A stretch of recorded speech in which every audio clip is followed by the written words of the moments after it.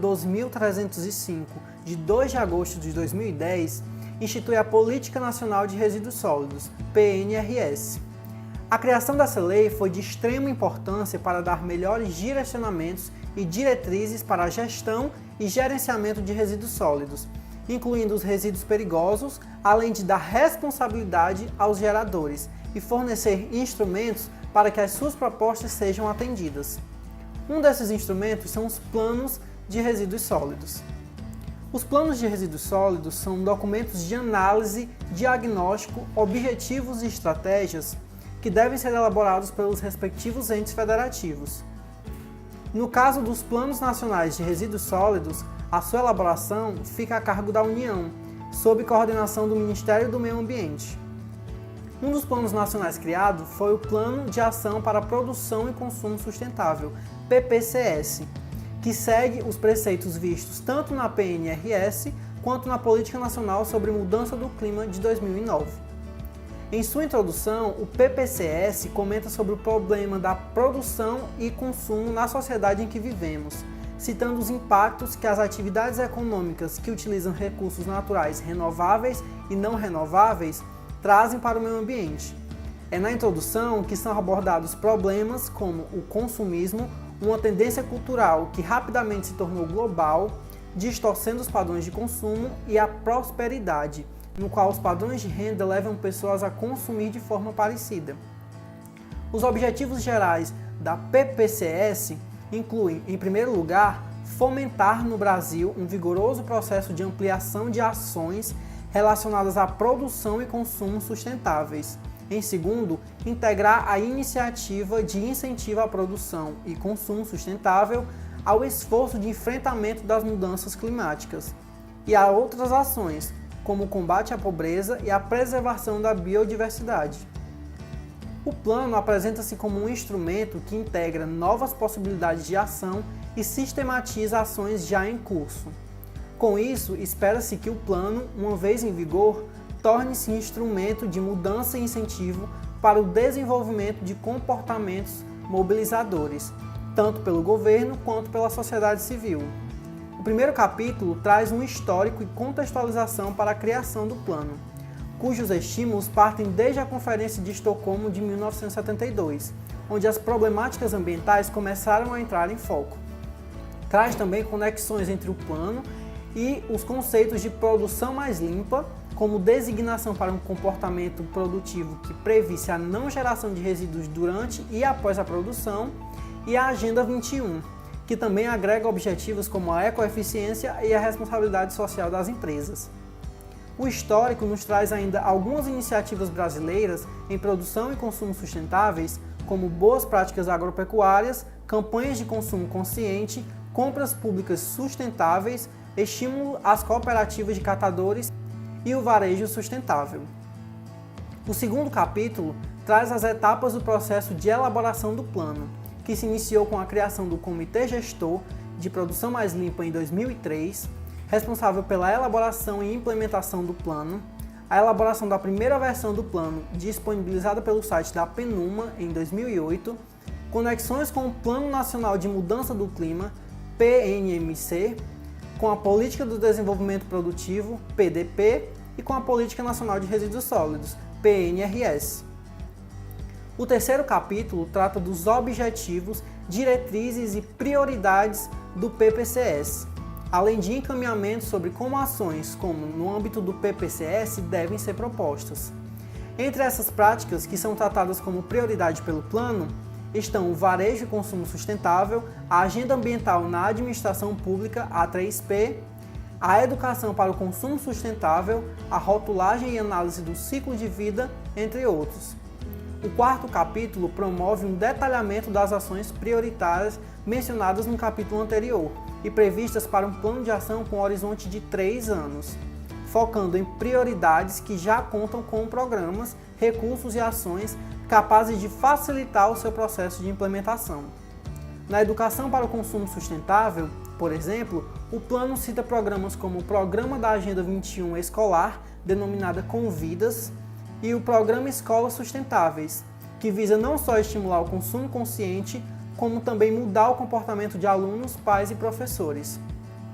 Além disso, são citadas campanhas como a Campanha para o Consumo Consciente de Embalagens A Escolha é Sua, O Planeta é Nosso, de 2008, e a campanha Saco é um Saco, de 2009. O quinto capítulo traz estratégias e mecanismos de implementação do PPCS, afirmando que é necessário para o sucesso do plano que sejam sustentadas estratégias de articulação permanente entre os ministérios e órgãos do governo, entre o executivo e o legislativo, entre as 3 esferas do governo e entre os diversos setores da sociedade civil. O sexto capítulo traz mecanismos para o monitoramento do plano, a ser executado um plano de monitoramento como forma de avaliar os avanços do PPCS. Pronto, agora a gente vai fazer uma análise crítica dos capítulos e analisar a fidelidade aos preceitos e determinações da política nacional. O Plano de Ação para a Produção e Consumo Sustentável, PPCS, se refere à PNRS como uma política consoante aos 3 R's, reduzir, reutilizar e reciclar. Pois mesmo sendo prioritariamente referente à gestão de resíduos, ela também se preocupa com os resíduos gerados na produção, na comercialização e pós-consumo. Sendo assim, ela atua em todo o ciclo de produção, certo? Em outras palavras, não só a PNRS está totalmente alinhada com o Plano de Ação para a Produção e Consumo Sustentáveis, como este é, na verdade, um dos instrumentos de sua aplicação prática. E a PNRS, ela deixa claro 11 quesitos necessários para se fazer um plano, né? No caso da PPCS, são o diagnóstico da situação atual dos resíduos sólidos, que é contemplado. Segundo, proposição de cenários, incluindo tendência internacional e macroeconômicas, também é contemplado. Terceiro, metas de redução, reutilização, reciclagem, entre outros, com vista a reduzir a quantidade de resíduos e rejeitos encaminhados para a disposição final ambientalmente adequada, e é claro que ele também apresenta esse quesito. Já no quarto, que é na metas para o aproveitamento energético dos gases gerados nas unidades de disposição final dos resíduos sólidos, nesse quesito a PPCS ela não apresenta diretamente uma rota tecnológica para o aproveitamento desses gases. Porém, o plano incentiva a criação de novas tecnologias e o aproveitamento dos resíduos sólidos de forma sustentável. Quinto, metas para a eliminação e recuperação de lixões associadas à inclusão social e à emancipação econômica de catadores e material reutilizáveis e recicláveis, também contemplado. Programas, projetos e ações para o atendimento das metas previstas, isso aqui a gente não precisa nem comentar que é contemplado, porque o plano ele apresenta muitos projetos, muitos programas também, muitos projetos que são previstos nas prioridades, né, que o plano aponta, as 17. No sétimo, ele fala das normas e condicionantes técnicas para o acesso a recursos da União, para a obtenção de seu aval ou para o acesso de recursos administrativos, direta e indiretamente, por entidade federal, quando destinados às ações e programas de interesse de resíduos sólidos. E é claro que o plano apresenta isso também, ele se refere às ISOs, né? E às legislações que são seguidas. Oitavo, medidas para incentivar e viabilizar a gestão regionalizada dos resíduos sólidos, também é incentivado. Nono, diretrizes para o planejamento e demais atividades de gestão de resíduos sólidos das regiões integradas de desenvolvimento industrial por lei complementar, bem como para as áreas de especial interesse turístico. Nesse aspecto, o plano não tem diretrizes para este fim, mas ele apresenta um avanço no quesito sustentável de iniciativa do setor público, por meio do Ministério do Meio Ambiente e Turismo, que foi a campanha do Passaporte Verde, que visa estimular o turista a adotar um comportamento de consumo responsável e assim dar a sua contribuição para a conservação da natureza e valorização da cultura dos destinos visitados. Décimo, normas e diretrizes para a disposição final de rejeitos e quando couber de resíduos, também é contemplado. E por fim, o 11º, meios a serem utilizados para o controle e fiscalização no âmbito nacional de sua implementação e operacionalização, assegurado o controle social. Nesse quesito, os conceitos, né, e os instrumentos para as ações práticas que visam promover o desenvolvimento sustentável junto ao público mais amplo são comparativamente mais recentes, menos difundidos e, além de frágeis em termos conceituais, exigindo dos gestores e formuladores de políticas públicas uma constante busca de aprimoramento teórico e conceitual, a fim de ser mais efetivo e dotado de poder de convencimento. Bom, agora eu vou falar sobre os planos e instrumentos que a PPCS traz e são aplicáveis para a região do Sertão Central. A primeira delas é a Agenda Ambiental de Administração Pública, A3P, que ela concretiza a responsabilidade socioambiental no governo, com a elaboração de planos e ações ambientais para a execução em 3 anos. Além disso, a gente tem a Compras Públicas Sustentáveis, que ela impulsiona a adoção de compras públicas sustentáveis no âmbito da administração pública nas 3 esferas de governo, incentivando setores industriais e empresas a ampliarem o seu portfólio de produtos e serviços sustentáveis, induzindo com essa dinâmica a ampliação de atividades reconhecidas como economia verde, Green Economic, ou de baixo carbono. Além disso, temos o Varejo e o Consumo Sustentável, que discute a percepção do setor varejista a respeito da inserção de práticas sustentáveis nas suas operações e no seu papel na promoção do consumo sustentável por meio de ações condizentes com as premissas e objetivos que traz a PPCS. Além disso, outro plano e instrumento que seria adequado para a região central seria a questão da educação ambiental, onde temos a educação para o consumo sustentável, o programa da Agenda 21, escolar denominado Convidas, que ele foi lançado na primeira Conferência Nacional Infanto-Juvenil pelo Meio Ambiente em 2003, e o programa Escolas Sustentáveis de 2010. O programa Convidas, ele traz como uma comissão de meio ambiente e qualidade de vida. Entre os objetivos do programa está a formação de lideranças jovens no tema da sustentabilidade.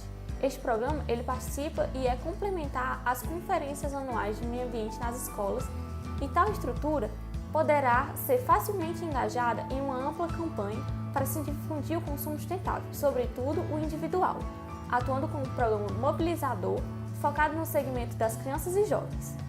Dentro disso, ainda temos as escolas sustentáveis, que ela visa não só praticar o consumo sustentável desde a construção das escolas, mas influir nas mudanças de comportamento de pais, alunos, professores, com a edição de conteúdos voltados para os 5 R's: refletir antes de consumir, recusar consumo predatório, reutilizar, alongando a vida útil de produtos, reduzir, consumir somente o necessário e reciclar, contribuir para os programas da escola, da comunidade ou mesmo em casa. A inclusão desses 2 programas, com adaptações de que fizerem necessária, poderão ser acrescentada uma significativa contribuição ao PPCS, por sua capilaridade e pelo poder de atingir segmentos mais jovens da população. Temos, além disso, na economia, a rotulagem e a análise do ciclo de vida, que consolida a rotulagem ambiental como um instrumento de desenvolvimento de novos padrões de consumo e produção sustentáveis, mediante a mobilização das formas de mercado, de forma que não seja apenas um rótulo midiático, mas orientador do consumo responsável. Entre esses programas de consumo, temos a questão de consumo consciente de embalagens, A Escolha é Sua, O Planeta é Nosso, que é um programa de 2008, que discutiu formas de reduzir o impacto causado pelas embalagens. Na questão da academia, indústria e supermercadistas, elas reúnem-se para formular embalagens com ecodesigns e fabricadas em materiais inovadores, dando novas alternativas ao consumidor.